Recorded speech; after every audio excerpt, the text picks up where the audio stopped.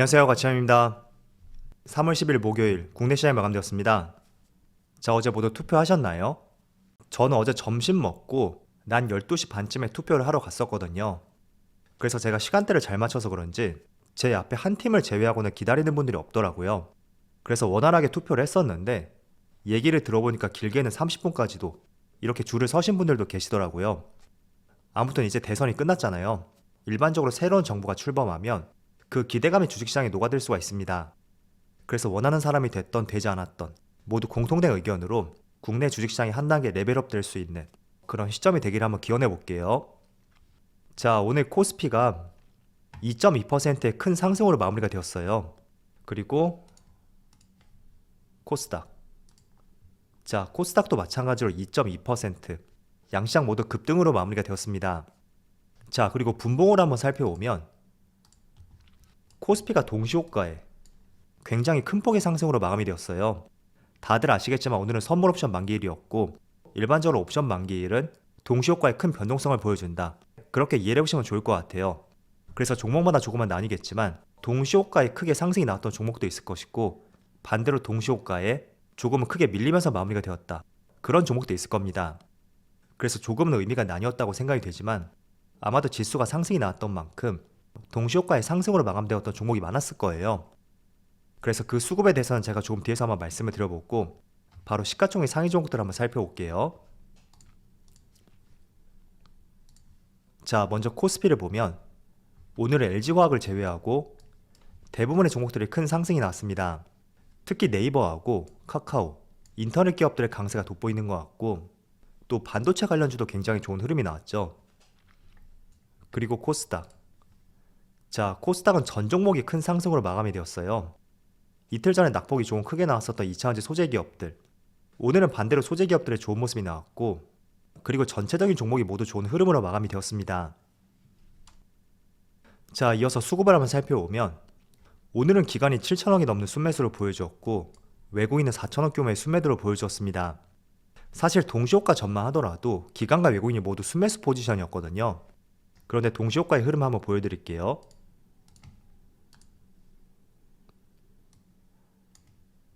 자, 초록색이 기관이고요. 파란색이 외국인이에요. 동시호가에 기관이 약 7천억 규모의 순매수가 들어왔고 그 물량이 전부 외국인하고 개인 쪽에서 나왔다는 것을 알 수가 있죠. 그래서 동시호가에 대체적으로 크게 상승이 나왔는데 그 주체가 금융투자였고 금융투자 쪽에서 개인과 외국인의 물량을 많이 가져갔다. 그렇게 이해해 보시면 좋을 것 같습니다. 하지만 금융투자는 단기 투자의 성향이 짙은 만큼 내일은 또 어떤 변동성을 보여줄지 약간의 기대와 걱정이 공존을 하는 것 같네요. 그리고 코스닥. 자, 코스닥도 마찬가지로 기관이 매수세를 보여주었고 대체적으로 금융투자를 중심으로 매수세가 들어왔죠. 코스닥도 마찬가지였어요. 동시효과의 기관이 약 1,000억이 조금 안 되는 순매수가 유입이 되었고 오늘은 코스피 흐름과 대체적으로 비슷했던 것 같습니다. 자, 이어서 삼성전자. 이틀 전에 7만원을 이탈했었다가 오늘 다시 7만원을 회복했죠. 그런데 수급상 외국인은 여전히 순매도를 보여주고 있고 기관만 금융투자를 중심으로 많은 매수세가 들어왔습니다. 자, 그리고 오늘 급등이 나왔던 네이버. 오늘 거래량도 많이 실렸고 기관과 외국인이 정말 강한 순매수를 보여주었네요. 자, 그리고 비슷한 종목인 카카오. 오늘 마찬가지로 거래량이 많이 실렸고 드디어 10만원대로 다시 한번 재돌파에 성공을 하였죠. 역시 수급을 보더라도 기관과 외국인의 많은 수급이 들어왔고 대체적으로 외국인 쪽에서 굉장히 크게 들어왔던 것 같네요. 자, 그리고 대표적인 정책주로 분류가 됐었던 원전 관련주인 두산중공업. 오늘 소폭의 상승으로 마감이 되었는데 수급을 보면 기관과 외국인의 많은 순매도 물량이 나왔고 기관은 연기금 쪽에서 굉장히 많은 순매도가 나왔습니다. 한 달 전부터 꾸준히 매수세가 들어왔었는데 차익 매물이 나오지 않았나 그렇게 보여지는 것 같네요. 자, 이어서 주체별 매매 동향에 대해서 살펴보도록 하겠습니다. 3월 10일 외국인이 가장 많이 매수한 종목은 카카오, 네이버, 삼성엔지니어링, 삼성물산, SK스퀘어 이렇게 다 종목을 순매수 상위종 올렸습니다. 외국인들이 오랜만에 인터넷 관련주를 집중적으로 매수했네요. 금액을 보시더라도 카카오는 1,300억, 네이버는 900억 세 번째로 많이 매수한 종목하고 굉장히 큰 차이를 두고 있죠. 그리고 기관은 삼성전자, LG에너지솔루션, SK하이닉스, 카카오, 네이버 이렇게 다 종목을 순매수 상위종 올렸습니다. 기관은 전반적으로 반도체 관련주하고 인터넷 관련주, 오늘은 이렇게 집중을 했던 것 같네요. 자, 이어서 글로벌 증시의 흐름을 살펴볼게요. 자, 국내 증시가 휴장이었을 때 미국 시장이 굉장히 크게 반등을 했어요. 이틀 전에는 소폭 하락으로 마감이 되었지만 나스닥이 0.3%가 나왔죠. 그런데 어제 같은 경우에는 장중한 때는 거의 4%까지, 그리고 장 마감은 3.6%에서 마무리가 되었고 정말로 오랜만에 다시 한번 큰 상승으로 마감이 되었습니다. 자, 그리고 S&P 500도 마찬가지예요. 2.57%, 다우지수도 2%. 전날 미국 3지수가 모두 크게 상승이 나왔고 분명히 이런 부분이 국내 시장의 훈풍으로 작용이 되겠죠. 자, 그리고 아시아 증시를 살펴보면 일본 니케이가 현재 4% 가까운 급등이 나오고 있고 대만은 2.5%, 그리고 중국 상해지수도 1.9%의 상승을 보여주고 있습니다. 물론 코스피 같은 경우는 장중한 때 2% 이상을 크게 상회했었는데 지금은 살짝 아쉬운 흐름을 보여주는 것 같아요. 그렇지만 지금 시장 상황이 정말 좋지 못한 상황에서 정말로 오랜만에 큰 급등이 나오는 것은 그래도 조금은 공포심을 누그러뜨릴 수 있는 중요한 포인트였다고 생각하고 있습니다. 자, 일단 어제 미국 지수가 크게 상승을 했잖아요. 주된 이유가 제가 계속 강조해드렸었던 국제유가 WTI가 어제만 무려 12%가 넘는 급락을 보여주었고 이게 하나의 트리거로 작용이 되었던 것 같아요. 자, 그런데 전날만 하더라도 미국에서 러시아산 원유를 수입하지 않겠다 이런 조치를 했는데도 불구하고 왜 갑자기 이렇게 유가가 급락했을까? 저는 개인적으로 결정적인 이유가 젤렌스키 우크라이나 대통령이 러시아 측에서 요구했던 나토 가입 포기 조건에 대해서 일정 부분 여지를 내비쳤다는 이슈가 나왔고 그게 아무래도 곧 있을 4차 협상이라든지 또 나가서 추가 협상들, 그때 어떤 진전이 있지 않을까 라는 기대감으로 해석을 해볼 수가 있는 것 같아요. 자, 그래서 뭐가 됐던 간에 일단은 협상이 원활하게 마무리가 된다면 분명히 단기간에 상승이 나왔던 원자재 가격도 다소 안정화가 될 수가 있고 그런 부분이 아무래도 어제 국제유가를 12%나 급락시켰던 하나의 트리거가 되었다고 생각하고 있습니다. 자, 그래서 누누이 말씀을 드리지만 코스피 지수의 흐름과는 조금은 반대되는 성격을 가진 것들이 있죠. 해지 수단이라고 하는데 대체적으로 에너지 관련주들, 유가라든지 천연가스, 그리고 광물 관련주들, 자, 이런 거는 지금 보시는 것처럼 약간의 기류만 조금 변해도 관련주들이 크게 급락이 나올 수도 있습니다. 그래서 필히 그런 종목은 소액으로 투자를 하셔야 되고 장기적으로 가져갈 수 있는 그런 종목은 아니다. 다시 한번 그렇게 말씀드릴게요. 그래서 오늘 같은 경우에 유가 관련주들, 한국석유, 중앙에너비스, 그리고 천연가스 관련주인 GSE 이런 종목들이 크게 급락을 보여주더라고요. 그래서 이 부분 참조를 말씀을 드렸고 어제 미국 시장 흐름을 보신 것처럼 협상에 대한 조금만 더 진전이 보인다면 어제와 같은 흐름이 충분히 또 발생이 될 수가 있을 거예요. 그래서 아무리 시장이 좋지 않다고 하더라도 저는 인버스의 성격을 가진 종목보다도 차라리 코스피 지수의 인덱스 성격을 갖고 있는 여러 성장주를 저점에 투자하는 것이 훨씬 적절한 투자 시점이라고 말씀을 드리겠습니다. 자, 지금부터는 대선과 관련해서 몇 가지 이야기를 한번 해보도록 할게요. 일단은 이슈가 정말 광범위하기 때문에 제가 오늘 영상에서 모든 걸 다룰 수는 없는 것 같고요. 시간을 내서 내일이나 주말 이렇게 활용을 해서 계속해서 말씀을 드려볼게요. 자, 오늘 대형주에서 가장 눈에 띄던 종목이 뭐였죠? 바로 카카오하고 네이버였습니다. 잠깐 차트를 보면 자, 현재 카카오가 무려 7%가 넘는 급등을 보여주고 있고 그리고 네이버는 장중한테 10% 이상도 돌파했었는데 지금은 9% 초반에서 그래도 대형주답지 않게 큰 상승을 보여주고 있습니다.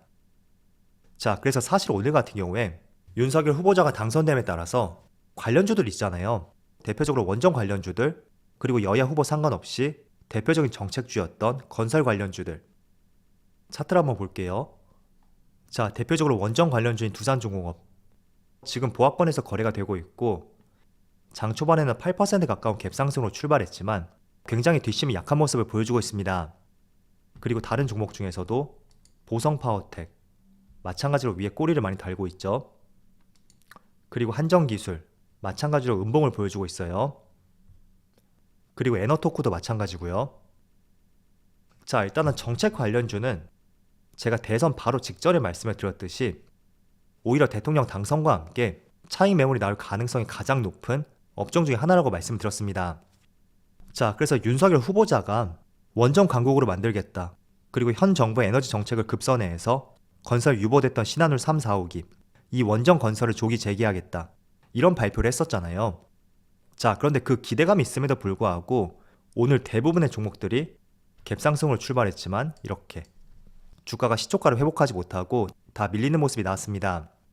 자, 이런 거는 어떻게 본다면 조금 더 당연한 흐름이라고 볼 수 있어요. 일단은 주가가 오를 때는 기대감이 먼저 상승이 나옵니다. 그리고 그 기대감을 갖고 있던 여러 재료가 노출되는 순간 뉴스에 팔아라 이런 이야기 들어보셨죠? 그게 바로 작용이 되는 시점이에요. 과거에 저점에서 매수했던 분들의 차익 매물로 인해서 주가는 당연히 급락이 나올 것이고 다시 조금은 횡보하는 구간을 거치고 정말로 상승할 수 있는 종목이라면 비로소 그제서야 다시 한번 재차 상승이 나올 것이다. 그게 아주 기본적인 주가의 흐름이라고 보시면 좋을 것 같습니다. 그래서 지금 원전 관련주를 보면 대체적으로 2월달로 하여금 상승이 꽤나 나왔어요. 지금 두산중공업도 저점에서 고점까지 이 무거운 종목이 거의 40% 이상의 큰 상승을 보여주었고 그리고 보성파워텍 이 종목도 저점에서 고점까지 무려 110%의 상승이 나왔습니다. 당연히 이렇게 상승이 나왔으니까 차익 매물이 나오는 것은 당연하다고 볼 수 있고요. 이게 며칠간은 또 이어질 수도 있을 거예요. 그래서 주가가 조금 더 빠질지 아니면 크게 빠질지 혹은 횡보를 할지 그건 아무도 알 수 없겠죠. 그렇지만 우리가 주가 흐름이라는 것은 기대감으로 강한 상승이 나왔다면 그 기대감이 팩트로 발표되는 순간 그때는 오히려 주가가 더 상승이 나오는 것이 아니라 빠질 수밖에 없다.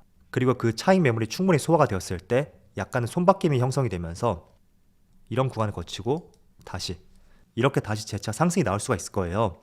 자, 그래서 원전 관련주는 저는 개인적으로 새로운 정부와 함께 주목을 할 수밖에 없는 업종이다. 그렇게 생각하고 있지만 약간의 시간을 두고 그 차익 매물이 다 빠졌을 때 그때를 활용해서 매수 시점을 잡는 것이 지금은 적절한 타이밍이지 않을까 그렇게 생각하고 있습니다. 자, 어쨌든 원전 관련주는 이렇게 말씀을 들어봤고 제가 약간 말이 샜던 것 같은데 원래는 네이버 카카오에 대해서 말씀을 드리려고 했었잖아요. 자, 네이버 카카오 같은 경우에는 사실 작년 여름부터 계속해서 주가가 빠져왔었던 대표적인 업종 중에 하나였습니다. 자, 그런데 오늘 이렇게 강한 상승이 나오는 이유는 온라인 플랫폼 공정화법 제정안이 다시 한번 재검토될 가능성이 커졌다. 거기에 대한 기대감이 작용이 되었기 때문에 오늘 대형주 내에서도 강한 상승을 보여주고 있다고 이해를 해보신다면 좋을 것 같아요. 자, 쉽게 말씀을 드리면 지금 윤석열 당선인은 임기 3년 이내에 디지털 플랫폼 정부를 구축하겠다 라고 핵심 공약을 발표했습니다. 그리고 불공정 행위 규제하고 소비자 권익 보호 이 두 가지 강화를 약속했고 다만 플랫폼의 역동성이라든지 혁신 이런 부분에 저해되지 않도록 최소 규제를 하겠다는 방침을 내놓았습니다. 즉 정리해서 말씀을 드리면 윤석열 후보자가 당선됨에 따라서 플랫폼 규제 정책이 달라질 수 있다는 이런 기대감이 지금 시장이 반영이 되었다고 이해를 해보시면 좋을 것 같습니다. 자, 그래서 대형주 내에서 오늘 네이버하고 카카오가 가장 좋은 흐름을 보여주고 있다고 볼 수가 있고요. 물론 오늘 강한 상승이 나왔기 때문에 며칠 동안은 또 조정이 나올 가능성도 있을 것 같아요. 그렇지만 플랫폼 기업들 저는 충분히 조정이 들어올 만큼 들어온 위치라고 판단이 되는 만큼 지금 구하는 바닥권이라고 한번 생각해 보시고요. 조금씩 분할 매수 관점으로서 매수하기 적절한 업종이라고 판단하고 있습니다. 자, 월봉을 한번 볼게요. 자, 네이버의 월봉을 보시면 과거 2020년의 매물대 가격대로 보면 한 32만원 여기에서 28만원 이 사이에 많은 매물대가 형성이 되어 있는 만큼 여기 매물대를 이탈하지 않는다면 아무래도 바닥을 다지고 지금처럼 흐름을 돌리지 않을까 그런 생각을 갖고 있고요. 카카오도 마찬가지예요. 카카오는 제가 네이버보다 조금 더 많이 말씀을 드렸었는데 저점에서 연기금의 매수가 꾸준히 들어오고 있었고 연기금의 매수 패턴을 봤을 때도 저점 매수를 선호한다 그런 말씀 드렸습니다. 그래서 최근의 흐름을 보시면 마찬가지로 8만원 전후로 해서 한 차례 매물대가 있었죠. 거기서 조금씩 반등이 나고 있고 또 메이저 수급들의 매수세가 들어오고 있습니다. 그래서 이런 부분 한번 같이 고려해 보시면서 오히려 원전 관련주라든지 건설 관련주들 이런 업종들은 기대감이 많이 상승이 나왔잖아요. 그래서 최우선적으로 기대가 되는 종목이라고 하더라도 약간의 시간을 두고 그 차익 매물이 나올 때까지 한번 기다렸다가 매수하는 것이 좋은 업종이라고 판단이 되고요. 지금처럼 카카오와 네이버 빠질 만큼 빠졌다고 생각이 됐고 또 플랫폼 규제에 대해서 규제 정책이 달라질 수 있다는 기대감이 있는 만큼 약간은 등한시되었던 업종, 인터넷 기업에 대해서도 지금은 관심을 갖기에 좋은 위치지 않을까, 그렇게 말씀을 드리겠습니다. 그리고 일단은 이 두 기업의 성장성이 있잖아요.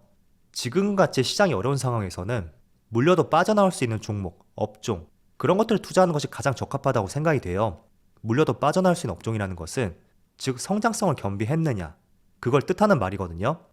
그래서 오늘 강한 상승이 나온 종목들 한번 왜 상승이 나왔을까 나름대로 한번 조사를 해보면서 다시 한번 투자의 방향성을 세울 수 있는 좋은 시점이 되었으면 좋겠습니다. 자, 그럼 오늘 영상 여기서 마치도록 하고요. 언제나 여러분들의 성공 투자를 기원하도록 하겠습니다. 감사합니다.